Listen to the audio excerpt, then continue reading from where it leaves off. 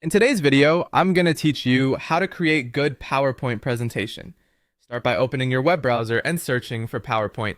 Head to the official site and sign in with your account so your work syncs and autosaves. Once you're on the homepage, choose Create Blank Presentation to open a fresh canvas. You're now in the editing workspace. Let's set a clean foundation with your background. Right-click on an empty area of the slide to open the background options. Look for solid fill and expand the arrow to view color choices. Pick a color you like and you'll see the background update immediately. For readability, choose colors that contrast well with your text and keep it simple to avoid distraction. Next, let's bring in an image. Go to the Insert menu, select Pictures, then choose this device. Browse to a photo on your computer, select it, and open. To resize, click the picture and drag the corner handles so it scales proportionally. Position it where it supports your message.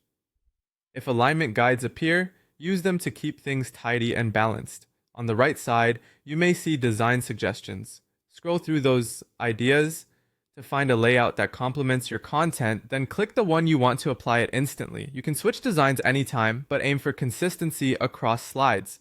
Now add your title, click the title area, type your text, then select it.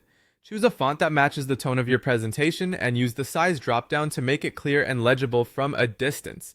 You can change the font color from the color menu. High contrast, like dark text on a light background, typically works best. When you're ready for more content, go to Insert and click New Slide to add a second page. With the new slide selected, start building it out. The Insert menu lets you add text boxes for copy, tables for data, pictures and stock images for visuals, icons and smart art for diagrams, shapes for emphasis, charts for numbers, plus video, audio, or a camera cameo if available. Click the tool you want, then place and format it on the slide. Keep each slide focused on one key idea to maintain clarity. To add a bit of motion between slides, open the Transitions tab and pick a transition you like. Preview how it feels and choose subtle options so your content stays front and center.